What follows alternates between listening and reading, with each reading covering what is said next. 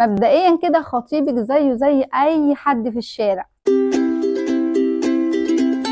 السلام عليكم، ازيك؟ سؤال من بنوته مخطوبه: خطيبي بيتحكم فيا جدا وعايزني كل ما اروح مكان استأذن منه، وبيزعل جدا لو قلت له بعد ما ارجع، وممكن يقعد بالايام ما يكلمنيش. اعمل ايه؟ طيب مبدئيا كده خطيبك زيه زي اي حد في الشارع، ولكن الشرع سمح لكم انكم تقعدوا مع بعض علشان تشوفوا هل في توافق وقبول بينكم فتكملوا مع بعض ولا لا. فشرعا كده هو ملوش اي حكم عليكي قبل العقد او كتب الكتاب، فلازم يكون كل واحد فيكم عارف اللي ليه واللي عليه، كل واحد يكون عارف حقوقه وواجباته كويس، علشان ده مش موقف وهيعدي، لا دي حياة طويلة وسنين كتير هتعيشوها مع بعض. فليه نبدأها بصراعات وبضغوط؟ فكرة التحكم نفسها صعبة جدا، ان انسان يتحكم في انسان تاني، او ان انسان عايز يمتلك انسان، في حين انه الانسان التاني ده ليه رغبات وليه اختيارات وليه رأي. فلو هتقدري تعيشي في الجو ده تمام كملي، بس لازم تعرفي ان الموضوع بيزيد جدا بعد الزواج.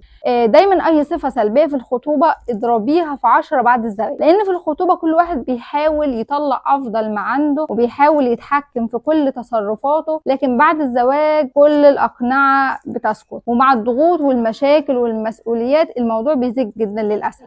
بعض البنات بيعجبها موضوع التحكم ده في الخطوبة وبتفسره على ان هو مهتم بيها وبيسأل عنها والكلام ده، بالرغم من وجود شواهد ومواقف كتير الا انها بتكمل عادي. لا وكمان اوقات لو البنت زعلت او حبت تاخد موقف بيقول لها لا ده انا بس علشان بخاف عليكي وانت خلاص بقيتي مراتي والجو ده. لا حضرتك هي عندها اهل يخافوا عليها، لما تبقى تروح عندك ابقى خاف براحتك. وانت شغلي عقلك شويه، ما تسيبيش قلبك ومشاعرك يحركوك الفتره دي. صعبه جدا لما تبقوا لسه مخطوبين ويقول لك تستأذني مني انا، ماليش دعوه بباباكي او باخوكي. لا وكمان عايز يمنعك من الزيارات والمناسبات العائليه اللي هي الحد الادنى من الخروج والتعامل مع الناس، فالوضع بيبقى صعب جدا بعد الزواج. طيب ممكن فعلا في بعض الحالات يكون الشاب كويس وعايز يعرف بس من باب العلم والاطمئنان. تفرقي ازاي بينهم، بين المتسلط وبين اللي هو عايز بس يعرف اخبارك؟ بص بيبقى باين جدا في طريقه المعامله ورد الفعل. في حاله الخطيب المتسلط هتلاقيه مكبر الموضوع جدا ومصر انه يعرف كل تحركاتك بالخطوه وقبل ما تروحي كمان مش بعد ما ترجعي، وكمان بيرفض اكتر من انه بيوافق. لكن في الحاله الثانيه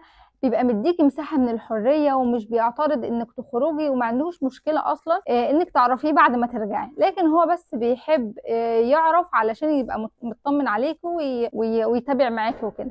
دايما بقول الانسحاب في فترة الخطوبة اسهل وافضل بكتير جدا من انك تنسحبي بعد الزواج او انك تعيشي حياة تعيسة علشان في اطفال موجودين. متنسوش تعملوا لايك وتشتركوا في القناة علشان الفائدة تعم. سلام عليكم.